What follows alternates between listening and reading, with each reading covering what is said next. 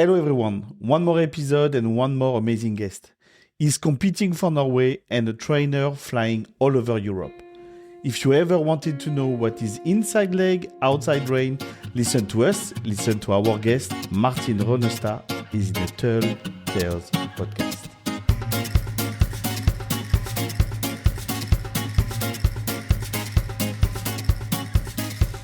Hello Martin. Hello, hello. How are you? You good? It's end of day, and you said that you just finished your work now. Yeah, I just was hurrying back from the stable. Always in the evening, I end the days with doing my dressage horse. So yeah, had to hurry up a little bit, but now I'm here and ready. Maybe it's a weird question, but where are you now? What country? Yeah, so now I'm in Germany. Okay. Where I live. So just came home yesterday evening from Denmark from the Ice Horse Festival, and now just home for the weekdays, and then I'm going to Netherlands in the weekend. Like 2 weeks ago or 3 weeks ago, you were in Iceland or something like this, right? For a couple of days. You tend to travel a bit? Yeah, it's a lot of travel with my work, basically because my main thing is teaching. So so through the teaching, I'm traveling a lot, and then in Iceland, I went together with one of my best friends to search for a horse for her. So that was a quick trip. We just had 3 days, so Yeah. and had to look at many horses. So was quite full program, but yeah, it was also fun. So Was it yeah. successful? Did you found a horse? Well, we found one horse, but it was not what we planned to find and to buy. So I think my friend is still looking for another horse actually. But she ended up buying a young and promising one. Yeah, we will see if she finds another one. I feel a lot of people will be able to relate though. Like you look for a horse and you don't necessarily find the horse that you had in mind, and you come back with two. So maybe it's Yeah, yeah, it can be dangerous. Her husband was quite frustrated. okay. So yeah, that can be a problem. Yes.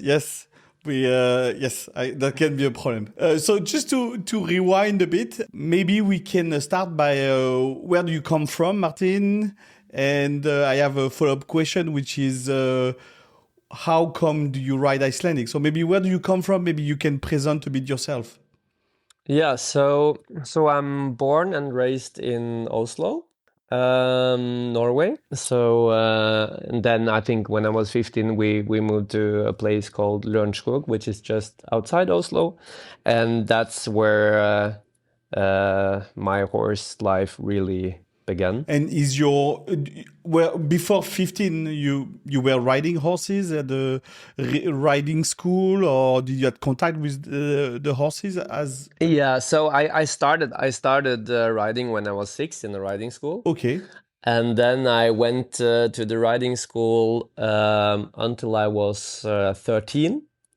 And then when I was 13, I got my own horse. Right. And my parents, they are like not really into horses, or they were not really into horses, but I always was really like drawn to horses from a young age. I think I was 2 years old, and when I saw a horse, I just wanted to go to it. So my parents figured out quite early that horses was going to be my thing, and my mother had been riding a little bit, so Okay. yeah, she knew, but just like a little bit in riding school, but not really much. But yeah, Like when I was leisure riding or something.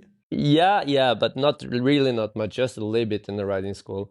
But yeah, when I was 13, they thought I'm old enough to take care of a horse for myself. So then I had my first horse, which was quite challenging because we bought a young 5-year-old horse. And of course, I was 13. I thought I was already the world champion. which I soon then realized not to be. And it was quite challenging. He was running off with me all the time. We tried to sell him for some time, but everyone fell off. So we were not able to sell him. And then I actually started, or I got to know a man that was doing a lot of natural horsemanship. So I moved my horse to his place in Lørenskog, or where he had his horses, and he helped me with understanding and connect more to this horse.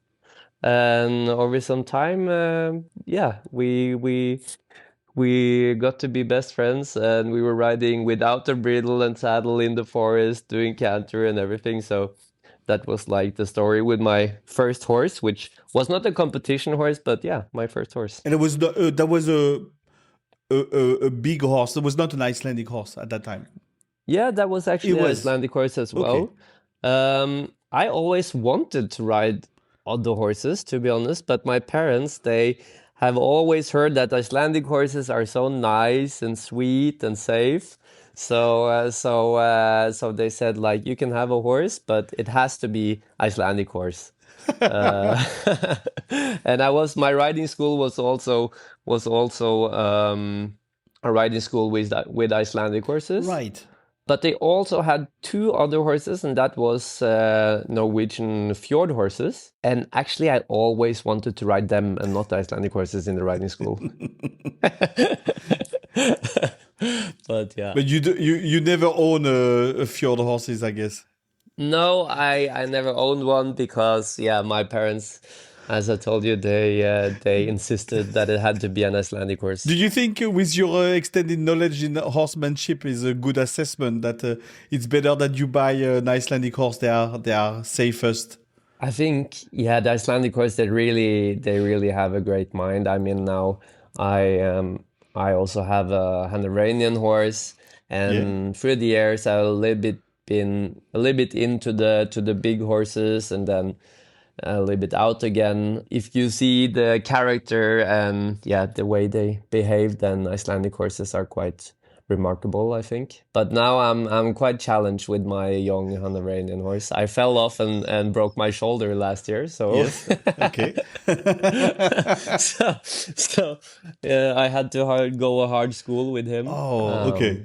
That was actually quite bad at that time because I was going to compete with Kongur Yes. from Kranjstal Yeah. that summer, and actually I was just done doing the first competition with Kongur, and then it was the day after. Yeah, I went there to ride my dressage horse, and I fell off and broke my shoulder, and I thought like now the whole season is gone.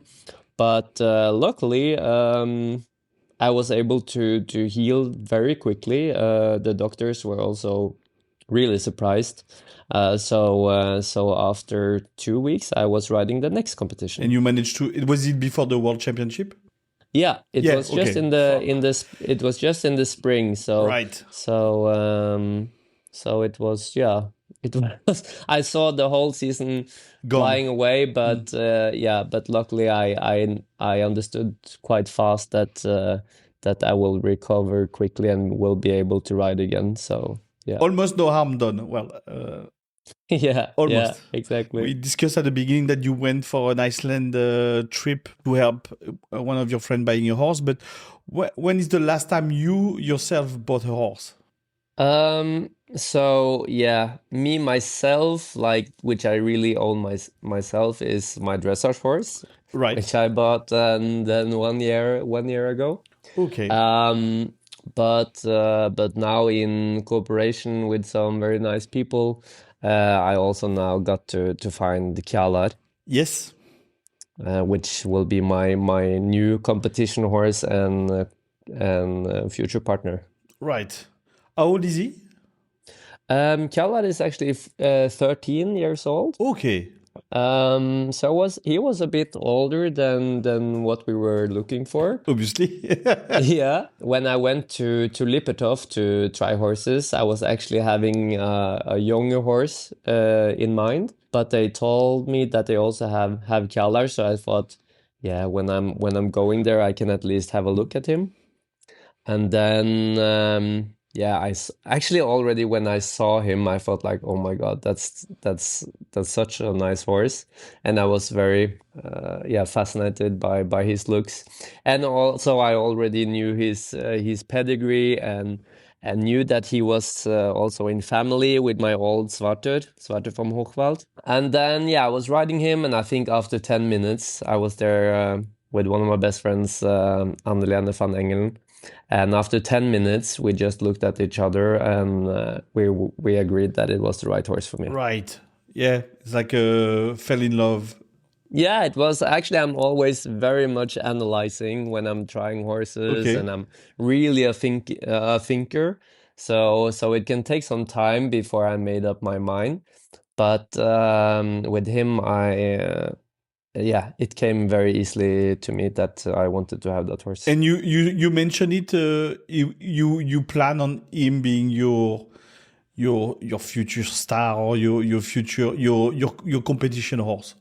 Yeah, of course he's a grown-up horse, so he has already been competing quite much. But yeah, I will take some time now to try to find our style and our way, and then we will be ready for the And tracks. you plan on competing with him this season already, right? That's yeah, he's already ready for that. Yeah, I will compete him this year, but I'm not having any big goals for this year. No, okay, okay, So, okay.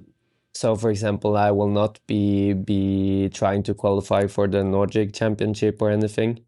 So I will just ride some competitions to get to know him there as well. And then I think, yeah, a good winter with training will make us ready for some big stuff. You mentioned the Nordics. Do you plan to compete with another horse, with maybe Kongo or another horse for the Nordic? No, I will not be competing there at all No. because I am also the national team trainer of the Norwegian youth team. And at the Nordics, the team is very big with riders in sport and getting a Kepney, and also with junior riders. So life will be busy in August when it's the Nordic Championship. I would be allowed to bring a horse as well, but at the Nordics, that's not so realistic, I would say. Yeah, you will be probably be extremely busy with the Norwegian youth team, I guess, and Exactly. yeah, but you will still participate to the Nordics, but in a different capacity, I guess. Then Exactly.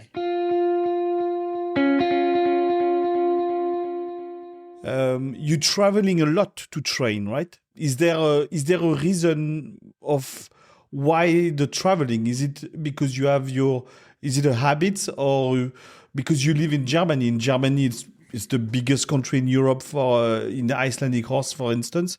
There will be possibility to just train in Germany. I'm pretty sure. Is there a reason why you go in Netherlands or anywhere in to give training?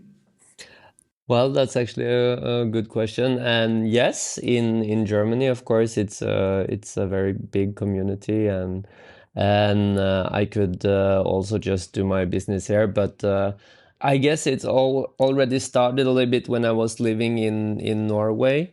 I was going a bit or starting then to go a little bit to different countries to teach. Um, and in Norway, of course, it's not so big. No. And then it just continued, and it's about like the places I'm going to I'm going to over many years already, and good customers and good people, and it's well organized. And of course, it's also exciting to be a little bit in different countries and Yeah. to see how are things in the different countries. Yeah, different horses, different people. For sure, it brings. Exactly, it's quite exciting. I like to have a international community, and I'm also teaching in Germany, but that's now mainly in weekdays, and Right. then in the weekends I am traveling to teach other places. Right. When we interviewed a trainer, we always talk about a system, a methodology. Would you be able to describe a bit what is your system, your methodology around training? Yeah, so I would say some of my main focuses are to have a rider that is in balance, because we are always talking about balance in the horses and how we can improve the balance of the horse. But I think it's then really important to start with us as riders, because we are on the back, and if we are not in balance, we make the job for the horse harder. So that's like where I like to start. Um, and from there, I like to see that we had to the writing should be communication, and the communication is educated also to the horses and to the riders, how to communicate in a clear and correct way. Um, so for me, it's very important that the aids that we give, um, that we give them in a way and in a system that the horse understands it. It should not be a random movement that you do with your hand just because it felt like it, that you felt like it. You should know what you're doing and when you're doing it, and what you're telling the horse in that moment. So I would say those two things are foundation in my training. And then apart from that, I think my students would say that they hear a lot of inside leg to outside rein, Yes. Okay. which is quite classical. Yeah, yeah, yes, yes. I mean, all the riders in the world should have anyway in their head the little sentence inside leg, outside rain anyway when we ride. So Exactly. But it's quite often that that people don't know it and don't understand it, and when you just say it inside leg outside rain, it's not logical to just like to just understand it. It takes time to understand this expression, so it's harder than what it sounds like. how do you explain it yourself to your students? I mean, Yeah, that's it's a lot of, I think, like you start learning the inside leg and outside rein when you ride on the circles, because the horses, they are on a certain, not naturally, like going in a good bend, and they are struggling with the balance on the circles, so they tend to fall out in the shoulder, or fall in with the shoulder, or take the hind leg to the inside, or take the hind leg to the outside. So when you ride on a circle, you want to put the energy into one direction and make sure that the horse is carrying on the inside hind leg. So that's where you start. So your inside leg is giving impulsion and energy, to ask the inside hind leg to move under. But if you then don't have the outside rein, then all the energy is just flowing out in the outside shoulder. So that's where your outside rein comes, so that you can actually catch that energy that you put from the inside leg, and that's when also that you get the inside hind leg to step under the horse. and here we have it. Thank you, Martin. Now, if people are wondering what does it mean, Martin just explained it to you. It was very clear. I loved it. Okay, that's good. That's good. I tried my best not to talk too much and get too complicated into it. It's always easy to just end up talk too much, but I hope it made sense. It makes total sense. Yes, so to the people who listen to us, if they wonder what means inside legs, outside rein, we just got the definition.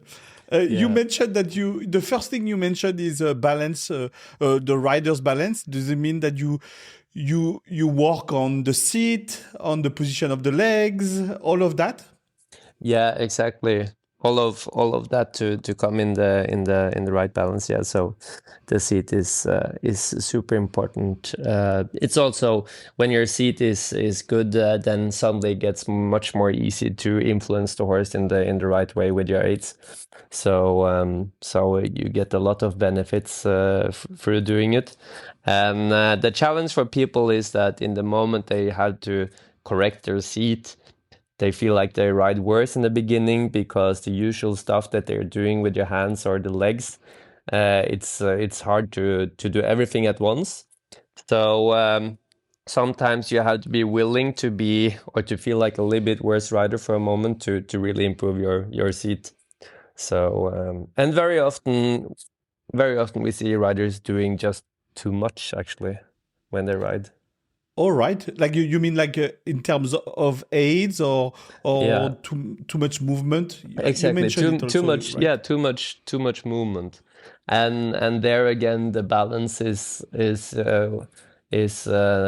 coming through the stability. Of course, we have to move and do stuff, and it's very individual from different horses and what challenges they have, or what challenges the riders are having. But very often I see people move a little bit too much, especially when they try to ask the horse of something.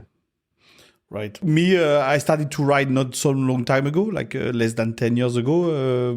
It's by meeting my partner, Ariane, that I started to ride. And I know that the seat, maybe it's the last year, I got someone who correct me heavily my seat, as you mentioned that you repeat inside legs, outside rein. That was not that. It was like more like leg back, heel Yeah. down, leg back, heel down, and over. It especially resonated to me when you say you feel for a second, for some time that it doesn't feel right. It's just like I'm worse. It's worse, but I guess it's years of memory of your body that you try to correct, so it will feel wrong, I guess. Yeah, yeah, exactly. Yeah, it's riding is so much about controlling your body and controlling the movements in your body, and we are doing so much that we are not aware of. So just to be more aware of our body, I think that's a huge step in the riding. Yeah. I remember we had, I don't know if you do that, removing the legs from the stirrups, for instance, to just feel if you put a lot of weight on your stirrups or not, just to see if you need that. Or I know that it helps so much to work on the seat for sure. That's actually something that you reminded me now that it's something that I have to do more often with my Ah. students. so so maybe they are now like, oh my Oops. God, that French guy should shut up. well, I will definitely tell you, Louise, our trainer here. She told me, like when we started like a year ago, being like, okay, you're gonna walk without your stirrups. We're gonna do some trot one day, or canter one day. We're still not there. It's like, so she has a whole program. I can hook you up with her. She has a plan on riding without stirrups. So That's nice. sorry for all your future students. Exactly, exactly, I know that it helped me a lot, like feeling your seat bone, like exactly. that you don't wait on the. Yeah, it's super helpful. I think something that helped me as well is it sounds stupid, but a better saddle. I changed saddle not long time ago, and that was a game changer on correcting my seat. Was already started. Hmm. Plus a good saddle was a game changer. Yeah, that's a big thing as well. You really need to have a saddle that helps you with the balance, and to be honest, it's very often I see people that are actually sitting in a saddle where they have to work against the position that the saddle wants you to sit in. And of course that makes it really difficult. So yeah, that's a very good point. But do you have a favorite exercise that helps you understanding maybe the level of your students, or get into the move of the groove into a better balance, etc.? Do you have a go-to exercise? I think like the one thing I ask all students the first time I see them is to just do a little bit leg yielding in walk. Right. because there you can easily see what how the balance is between the leg and the hand, and then we come to this understanding of the inside leg to outside rein. It starts there as well, and then you can easily see how the riders are sitting and how they're able to use their seat, or like are they aware of where they are sitting when they're doing a sideway movements. So I think leg yield is the first thing I asked them to do. Do you try the horses? Is it something that you do often, or you don't feel you do it? When I have new students, I always try the horses, always. Yes. So I start the session with just telling them that they had to ride a little bit by themselves and just Okay. show me the horse. And in the different gaits, the only thing I really ask them to do in the beginning in the walk is the leg yield. And apart from that, I say ride as you want to, just a little bit on circle, a little bit straight. And then after that, I try the horses always. Yeah, because it's many things you can see, but not everything. Right. Okay. This is what you try to. Yes. It's like, is it connection of what you see and what you can feel, or something like this? Yeah, exactly. To combine those two, that's really good and helpful for high quality teaching. You mentioned balance. You talked about communication, and I guess I understand how, but can you describe it, the exercise, or what you try to how do you try to improve the communication between the rider and the horse? Do you have ways to do that, techniques, or a way to think about it? So I think with the communication, it starts with like we talked about, to be aware of your own body, what you're doing, Right. the body control, so that you don't move more than you have to when you ask of something. It has to be clear for the horses. So I would say what we work on for the communication is just to put your aids in the right position and then wait for the horse to have a chance to think. And when they start to think in the right direction, we had to be good with rewarding them. So not, for example, when we talk about horses giving in, giving in on the rein. As a good rider, it should not be that you give in when the horse is giving perfectly in. When you're a really good rider, you give in when you feel that the horse is thinking about giving in. Right. And then you have perfect timing in your release, in your rewarding of the horse, and then things comes much quicker in the training. How would you do it? Is it a feeling, or is it practice? Is it technique? Is For example, if you have a rein contact and you have a steady rein contact, you're adding a little bit pressure in leg and hand. If you feel that the horse is suddenly, giving you, starting to push a bit less against your inside leg, or starting to get a bit softer in your hand, that's the moment then when you think, okay, now I try to release, and most of the time then things are coming to the place where you want to be. so it's really like being tuned in with your horse and make sure you understand the subtle movement, I guess.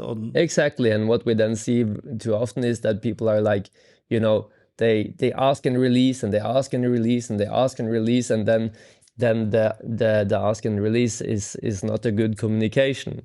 So sometimes, like I said, you had to go into it with your aids, slowly add a little bit pressure, and then try to feel like, when is the horse thinking in the right direction? When do you feel that it's getting like a tiny little bit less tension against your aids? Then you reward it. When you feel the horse is like just a little bit less tense, then you start to reward it, and then they pick up where you want them to go. You know, at the beginning of the recording, you mentioned you got your first horse and you were thinking you were a world champion. This is when you start to ride. I think my first trainer was saying, like, after 6 months you feel you are the king of the woods, but 6 months and one day you're still in the wood. You're not a king of it by any means, because you're still gonna learn. So I guess that's also all this feeling the horse, etc. It's just require I guess hours on the saddle. Yeah, and of course everything I'm saying is like, like a general thing, but they are all different individuals, Yes. and you have to approach them a little bit differently.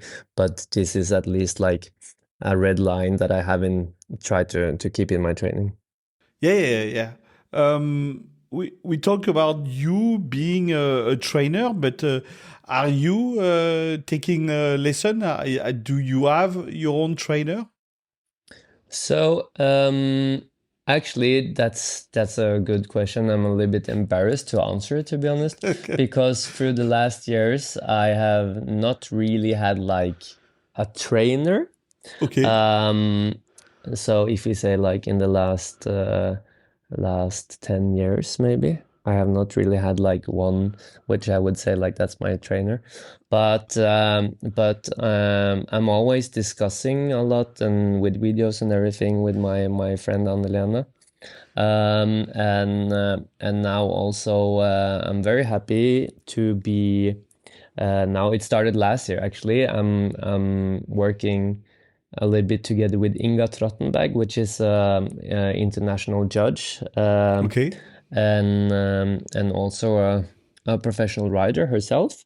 Um, and she lives in Endorf, where I also have my horses. And yeah, we usually like yeah once a week or something we see each other and share some opinions. So that's really nice. But why do you feel why did you felt embarrassed? Because I feel like I should have had like my trainer. Yeah. So I think yeah I have been training myself a lot through just videos. Like when I see videos, of course I correct myself, and through the years I've been doing a lot of videos, Mm. and so I always correct myself, and of course you find inspiration everywhere. um so I'm open for inspiration from different angles. So I think I'm just a very like I'm always searching to be better. Yeah. But in that way I feel like I should really have had like one trainer. But yeah, that's how it was. Yeah, yeah, yeah. I mean, but I guess I don't know. My feeling on that is, I mean, most of the professional riders, most of the yes, they have trainer. But if not that I'm thinking about him because we interviewed Nils Christian Larsen, and you have both know you both share Norwegian roots. Hmm. I know that he was mentioning it more as the external eyes. That's what he's looking at. So when Yeah. you take a video, this is what you get. I guess you get to see you from outside, and you have enough experience and training and knowledge to like, okay, that's what I see. It doesn't look great, or okay, I should do that. So you have your own way of getting the external point of view, I guess. Yeah, yeah, that's true. And of course, from the beginning of my career as a competition rider, when I was younger, I had some very, very good trainers that I was riding for regularly. Yeah. So they all gave me a good basic. So of course, when I was younger, I was riding for trainers regularly, and I was very often going to trainings. Yeah. When we started, you said that you were a trainer. Is it your first? If you present yourself, you say you're a trainer before a competition rider, for instance, or professional rider. Mm, I would say like I mean as a profession, a trainer is the main thing, I would Right. say, because I spend so much time doing it, and that's how I earn my money. And through competitions, you of course build up your name Yes. through competitions, but in our sport we don't earn any money through doing the competitions. So yeah. I mean, You spend more the money than you get money. yes. Exactly. But of course, when you're doing well and you can show yourself, that's good commercial for you. Yes. A bit of a segue, like you mentioned that you don't ride only Icelandic horse.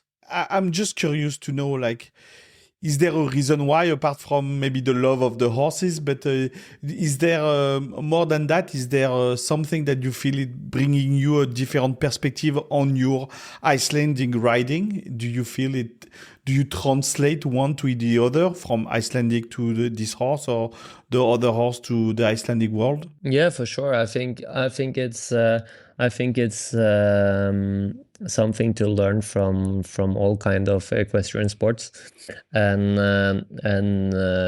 with the dressage riding, I have always enjoyed it. And over many years, I have wanted to do it more, like, yeah, do it more and also compete in it. I never came to the point that I competed in it because of time and money and everything. It's like, you know, Icelandic horses, it's my job, so I always Yes. prioritize that. And and it was hard to take the step to say, like, okay, now it's okay to spend time and money on something that is not my work. Um, but yeah, I think it's absolutely a lot to take with you from the dressage riding.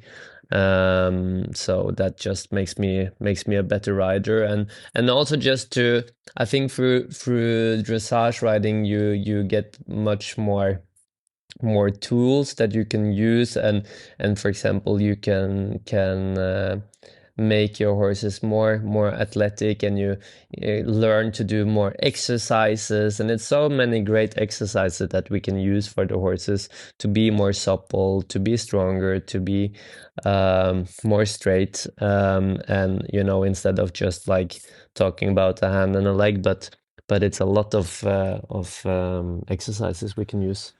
I mean, you using the same dressage principle from your big horse to the Icelandic, or somehow the same? Yeah, yeah, it is. It is, of course, some things that are different, but the basics are quite much the same. For me, when I hear like, oh, okay, you're riding dressage on a big horse, I'm thinking getting a list. Mm-hmm. Is it something that you? I know it's not super popular probably in Europe compared to Iceland, for instance, but did Mm-hmm. you ever thought about like blending the two, to have a getting a list horse? I think getting a list is super exciting, and we had it once in Norway, and I attended that, and that was a lot of fun to ride it, and I wish we could have more of it. I don't know actually why we don't have more of it. In Denmark, they have tried a little bit to organize it sometimes, Mm? and I hope that it's something that can come. Um, yeah, I think it's a great thing, and everyone enjoys to watch it from Meistradalit. Yeah, yeah, yeah, So yeah, yes. it's a highlight that everyone likes. So actually, I don't know why it's not more spread already. I told you it was a stupid question. I'm just, I don't know why it rings. It's just like, for me, it's just oh, but you could do getting a list. I guess I'm looking for. Yeah, yeah, yeah. But and I think like how they have made getting a list, you can actually ride it with all kind of different horses. But I think we are also, like, that's for us. It's a big step to take to ride getting a list, because maybe we feel a bit vulnerable because we are actually like showing how our horses are trained, and it will be obvious what they cannot do through the training. And we Oh, all want to be good riders, and we want to be able to influence the horse as well, and to be good at knowing where are the shoulders, where are the hind legs, like, and to yeah. find and to show that we can do different stuff with a very nice connection. So I think it's like It's a bit scary for the Icelandic horse community to ride it. I never thought about that. I always felt like okay, what you just said like makes sense for me as it shows how you train your horse. Yeah.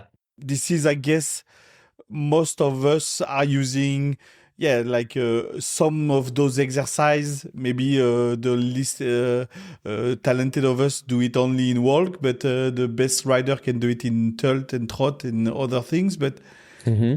I didn't thought it would be, yes, okay. I like your point of view. Like there is a vulnerability here. I think it's like really a competition of like how good is your training. Right. Like it's like in our regular oval track competitions, you can like hide things much more Yeah. easily than what you can do in getting a list.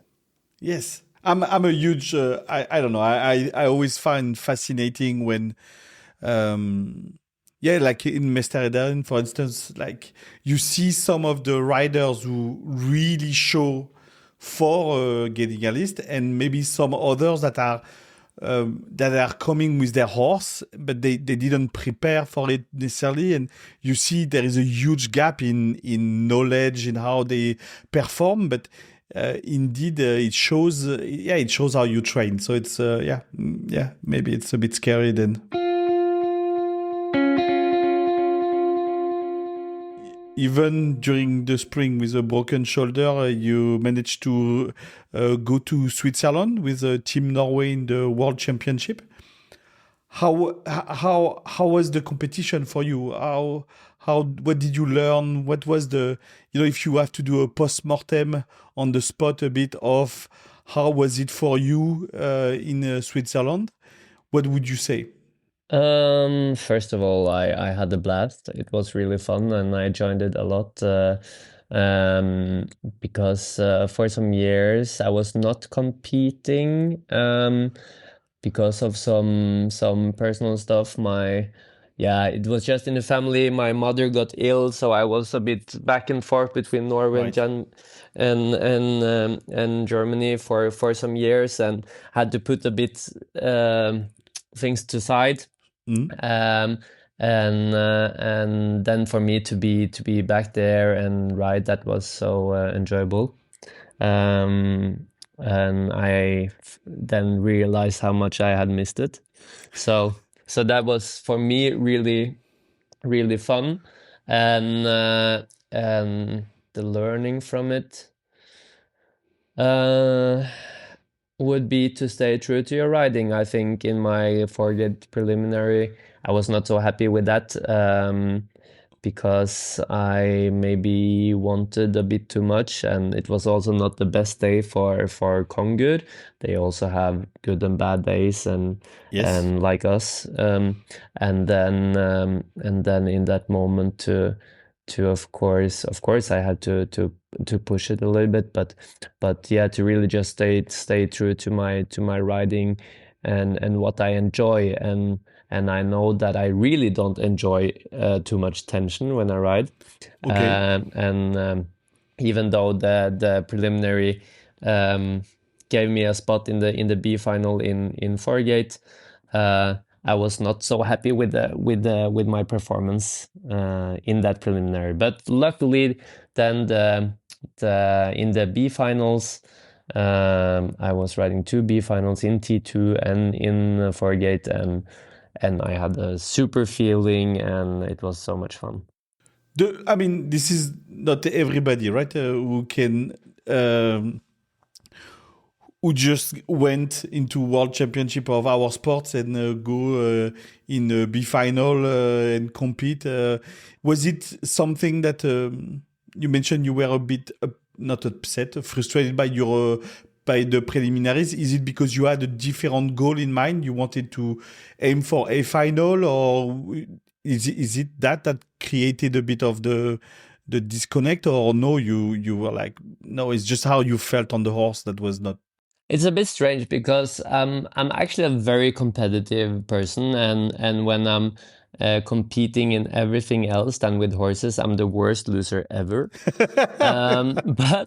But with horses, I have tend to learn differently, and my goal for that 4 year preliminary was not necessarily like a position or anything, but it was really to have this good riding feeling, to be able to show the riding that I believe in and that I like. Yes. And that was like my main goal, and I felt like I failed a little bit on that. It was not no, it was not like really bad or anything, No, no, but no. I was not totally satisfied with it. And then my T2 preliminary was nice. I had some things that could be better, but at least I felt that I stayed true to my riding, and that was the annoying part in my 4 gate preliminary, that I was just going a little bit too hard. Yeah, the feeling on the saddle, and you're like, okay, that's not what you want to show, I guess. Exactly. One of our question that we ask is, do you have any goal for this year competition season? The Nordics was part of it, but you mentioned that you are then the team coach for the young team Norway team. Is it what I understood? How did it happen? It was the leader of the Norwegian team. She came to me and asked if I would be interested to take that part. And right away I was very interested, because I have a big passion for teaching and training. So and to help horses and riders to be a better team. So that was for sure something that I wanted to do. But at the time, it was not the perfect timing for everything, so I needed a little bit time to think about it. But our team leader, she didn't give up on it, so in the end, I said yes. And I thought like I would wait a little bit and then I would take the opportunity another time. But I'm happy that I did it, and this year we got started, and we have the Nordics, and but I really have big plans for the next winter with the Norwegian team. So I'm just really looking forward for the next winter, actually, regarding our team. So Be careful, young riders from Norway. You're gonna remove your feet from the stirrups. yeah, Be prepared. You can blame it on the French podcast yeah, host. That's my exactly. fault. So But yeah. as a team leader, what is your because you mentioned you have plans, so good luck with them. But like, is it like you want to create, I guess, a team spirit? You want to help them training. You go and training. You will give training to them, and etc. etc. Yeah, exactly. I will not go in detail on everything, No, no, but no, no, no. yeah, I will just take much more part in their training, and it will be. I will also expect more of the members. Okay. So they had to be really committed to the team. I'm going all in, and the ones that wants to be a part of it, they should be ready for that. So yeah, I think that's the best thing to say. You seem quite strict, no? Yeah, as a teacher, or as a future as a current youth team for Norway. Are you a bit of a strict trainer also? I didn't ask you that before. I can be quite strict. Through the years of teaching, I would say I am able to put myself more into the correct level of the student that I have. Yeah. So to adjust the expectations. But Okay. when we get into now talking about top sport, Yes. then yeah, I will probably be quite strict and very realistic and honest, but in a good with good intentions. I mean, this role is preparing the future for Norway, right? It's not a small task, right? It's like in 5, 6, 7 years, they will have went through you if they were in the youth team. So it's not a small task there is responsibility, I guess. That's what I mean. Yeah, for sure. And I really feel like I also want to contribute to Norway in general. Right. And we had a little bit like, it was a little bit declining in Norway with the interest of competing and everything. So and of course now we had on the World Championship some senior riders that did very well, but we want to raise our level even higher, and especially with our youth. I think we have a lot of potential, but we need to put it into system and need to motivate and catch their interest of reaching a high international level. So yeah, I'm really passionate about that. Well, it starts with the Nordics, and then the sky the limit, I guess. And then I just want to add in the end as well, because you asked me about my goals, and then I will just shortly go into it with Kjalar. And Kjalar, I want to compete at the Norwegian team for the World Championship. So that's next year. Exactly. That's in Germany. That's when I have more goals with him. So the Norwegian youth team and also with Kjalar. So this is already the end of our episode. Again, thank you for taking the time. I know how busy you are, and it really means a lot that you spend an hour with us talking about your passion, your training, the competition. So I wanted just to say thank you for that. And thank you everyone for listening. We will come back in 2 weeks for a new episode. In the meantime, do not hesitate to share this episode with everyone, like, and never hesitate to reach out to us, comment. You can follow Martin on his Instagram. Maybe you could see where he is. Maybe it's next to you for training. You can follow us on Instagram, on Facebook. We just reached 1,000 followers on Instagram. We would like to thank you. Thank you so much, Martin, for spending an hour with us. Thank you so much for inviting me. I really enjoyed it.